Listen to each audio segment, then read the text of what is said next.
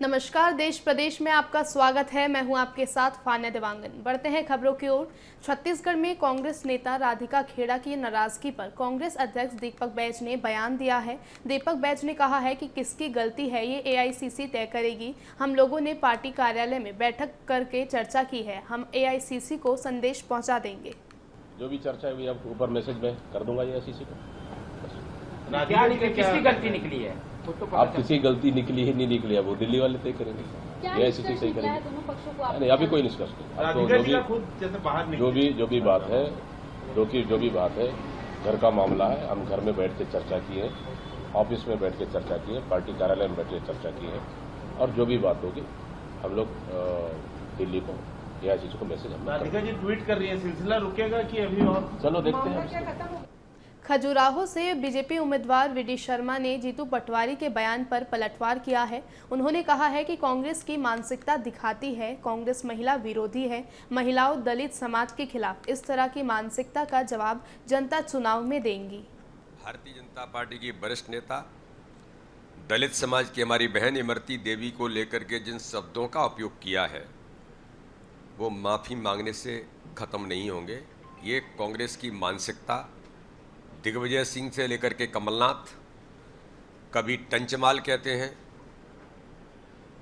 इमरती देवी के लिए, जीतू पटवारी के इनके अंदर कोई रस नहीं बचा है। इस प्रकार की भाषा का उपयोग एक प्रदेश के अध्यक्ष के द्वारा करना, इसका जवाब इस चुनाव में तो जनता देगी ही। मातृशक्ति और भारतीय जनता पार्टी के कार्यकर्ता भी जीतू पटवारी जी। पीएम मोदी के बयान पर राजस्थान के पूर्व मुख्यमंत्री अशोक गहलोत ने तंज कसा है। अशोक गहलोत ने कहा है कि भागा कौन है, पीएम मोदी खुद भागे हैं। उनका वाराणसी से क्या संबंध था, वे तो खुद गुजरात से थे। उन्होंने कहा कि गुजरात से लड़ने के बजाय वे भागकर वहां क्यों गए। जिस तरह की भाषा से पीएम मोदी काम ले रहे हैं, उनके सभी भाषण चुनाव आयोग की आचार संहिता के खिलाफ है।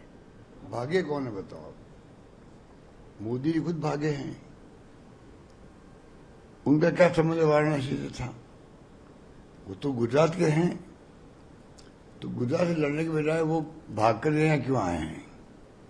तो ये कहना मृत्यु की बात है। ये खाली वो इतने घबरा गए मोदी जी, इतने बौखला गए हैं, जिस प्रकार की भाषा वो काम ले रहे हैं हमारे बांसवाड़े के अंदर। उसके पहले हमारे मैनिफेस्टो को बता दिया, मुस्लिम लीग का बता दिया। बुरहानपुर में डायरिया के खिलाफ जिला प्रशासन ने कार्रवाई तेज कर दी है। एसडीएम और नायब तहसीलदार ने कर्मचारियों के साथ बाजार का किया औचक निरीक्षण किया है। बता दें कि इस दौरान खाद्य पदार्थों की दुकान, होटल, पानी पूरी ठेले, शरबत दुकानों का निरीक्षण किया गया है। दूषित सामग्री मिलने पर कई दुकानदारों पर जुर्माना लगाकर सख्त हिदायत भी दी गई है। निर्देश पर विषाक्त पानी से जो भी बीमारियां फैल रही है उसकी रोकथाम के लिए, उसके बचाव के लिए हम लोग फील्ड पर उतरे हैं। जहाँ जहाँ पर भी पानी जो आरओ का यूज़ नहीं हो रहा है, खुला पानी और गंदा पानी यूज़ हो रहा है, उसको बंद करने के, उसको फिकवाने के निर्देश दिए गए हैं। और नगर निगम को भी ये बताया जा रहा है कि प्रतिदिन इसकी चेकिंग करें और गंदे पानी से किसी भी तरह की कोई नुकसान या समस्या ना हो, इसकी प्रभावी रोकथाम के उपाय किए जाए। अभी कुछ पनिशमेंट वगैरह किया है? कुछ फाइन भी किए हमने, कुछ दुकानें बंद भी करवाई है। अगर उनमें सुधार नहीं आता तो फिर आगे और कड़ी कार्रवाई भी करेंगे। आपके आने वाले दिनों में ऐसी सरप्राइज विजिट जारी रहेगी? बिल्कुल रहेगी। Thank you. आम आदमी पार्टी के राज्यसभा सांसद ने एक बार फिर बीजेपी पर हमला बोला है। उन्होंने अमित शाह के बेटे जय शाह के बीसीसीआई सचिव होने को लेकर तंज कसा है। उन्होंने कहा है, क्या अमित शाह के बेटे को बल्ला पकड़ना आता है, लेकिन वो बीसीसीआई के सचिव हैं। इसी के साथ आप सांसद ने पीएम मोदी पर भी निशाना साधा है। उन्होंने कहा है कि हमारे घर के बेटे 17 साल की उम्र में जवान बनेंगे और 21 साल में रिटायर हो जाएंगे। मोदी जी को 73 साल में तीसरी बार मौका चाहिए और 21 साल का जवान रिटायर होकर घर पर बैठेगा। ये लोग घोर परिवारवादी हैं। उनका बेटा क्या कर रहा है? क्रिकेट का बल्ला पकड़ना आता है अमित शाह के बेटे को? बीसीसीआई का चेयरमैन बना हुआ है। और हमारे घर के बेटे 17 साल की उम्र में जवान बनेंगे, 21 साल में रिटायर हो जाएंगे। मोदी जी को 73 साल में तीसरी बार मौका चाहिए और 21 साल का जवान जो है वो रिटायर होकर घर पे बैठेगा और अमित शाह का लड़का बीसीसीआई का चेयरमैन बनेगा। तो ये लोग घोर परिवारवादी हैं।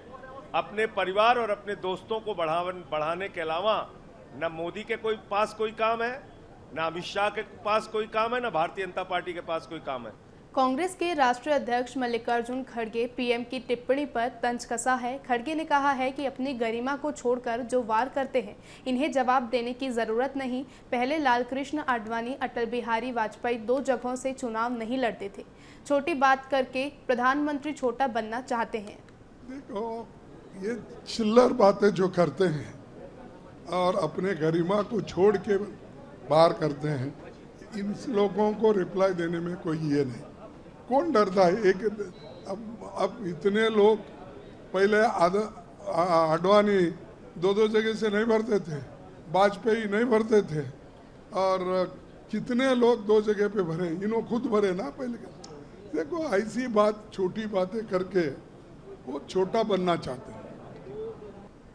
पंजाब के सीएम भगवंत मान अहमदाबाद हवाई अड्डा पहुंचे। इस दौरान उन्होंने कहा, भरूच और भावनगर की सीट पर आम आदमी पार्टी ईडी गठबंधन के साथ मिलकर चुनाव लड़ रही है। जिस तरह का रुझान दिल्ली में, भरूच और भावनगर में मिल रहा है, इस बात का संकेत है कि लोग नई कहानी लिखने को तैयार हैं। आम आदमी पार्टी 2 सीट लड़ रही है यानी गठबंधन के साथ। पहले भी आए थे वहाँ जी, और पहले भी वादा करके गए थे कि जब भी बुलाएंगे गुजरात वाले हम हाजिर होंगे, और हाजिर हो गए। और जिस तरह का रिस्पांस पंजाब में, कुरुक्षेत्र में, दिल्ली में, और उस समय जब आपके कैमरों ने दिखाया भरूच का और भावनगर का कितना बड़े रोड शो और अपने आप लोगों का आना, ये इस बात का संकेत है कि लोग नई कहानी लिखने को तैयार है। बहुत हो गया, बहुत हो गया। तो अब लोग जो हैं गुजरात। रायबरेली लोकसभा से बीजेपी उम्मीदवार दिनेश सिंह ने राहुल गांधी पर निशाना साधा है। उन्होंने कहा है कि क्या सही में राहुल गांधी अमेठी और रायबरेली जीतना चाहते हैं? मुझे नहीं लगता कि वे अमेठी जीतना चाहते हैं। वे अमेठी छोड़कर भाग आए हैं।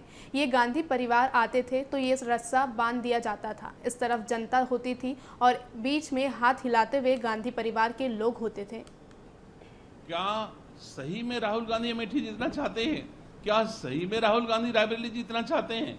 अमेठी जीतना होता तो अपने चपरासी को लोकसभा का टिकट देते। उन किसको टिकट दिया है? वो चुनाव जीतने के लिए टिकट दिया है। तो मैं तो नहीं समझता कि वो अमेठी जीतना चाहते हैं। अमेठी छोड़ के भाग आए हैं। राहुल गांधी अमेठी वोट मांगने नहीं जाएंगे, जितना मैं उम्मीद करता हूं। वहां पर भारतीय जनता पार्टी की नेता हैं आदरणीय स्मृति ईरानी जी, जिन्होंने परिवार की भांति अमेठी को सजाया है, संवारा है, इज्जत दी है, प्यार दिया है। उत्तर प्रदेश के उप मुख्यमंत्री केशव प्रसाद मौर्य ने एएनआई के साथ एक पॉडकास्ट में एआईएम प्रमुख ओवैसी की हिटलर युग वाले टिप्पणी पर बयान दिया है। उन्होंने कहा है कि 4 जून को 4 बजे 400 पार होने के बाद चाहे ओवैसी हो या अखिलेश यादव या राहुल गांधी हो, ये सब बोलेंगे जय श्री राम बोलेंगे। यह 2014 में कमल खिलने और 10 वर्ष में पीएम मोदी प्रधानमंत्री रहने का परिणाम है। करते हुए कहा है कि भारत में मुसलमानों की स्थिति यहूदियों जैसी है। 4 जून को 4 बजे 400 पार होने के बाद चाहे ओवैसी हो, चाहे अखिलेश यादव जी हो, चाहे राहुल गांधी जी हो, ये सब जय श्री राम बोलेंगे। इसके पहले के चुनाव में ये सब जालीदार टोपी लगा करके वोट मांगने का काम करते थे। अब टीका लगा करके वोट मांगने का काम करते हैं। ये 2014 में कमल खिलने का, 10 वर्ष मोदी जी के प्रधानमंत्री रहने का ये परिणाम है। धन्यवाद। तेजस्वी यादव के बयान पर बिहार के डिप्टी सीएम विजय कुमार सिन्हा ने निशाना साधा है। विजय कुमार सिन्हा ने कहा है कि सनातन कभी भयभीत नहीं होते हैं। तुष्टीकरण करने वाले लोग सत्ता प्राप्त करने की मानसिकता से भयभीत हैं। के संतान कभी भयभीत नहीं होते हैं, और ये तुष्टीकरण करने वाले लोग सत्ता एन केन प्रकारन प्राप्त करने की मानसिकता से भयभीत हैं। इनको लग रहा है कि आज सभी माँ भारती का संतान देश के प्रधानमंत्री नरेंद्र मोदी जी की गारंटी पर विश्वास कर रहा है।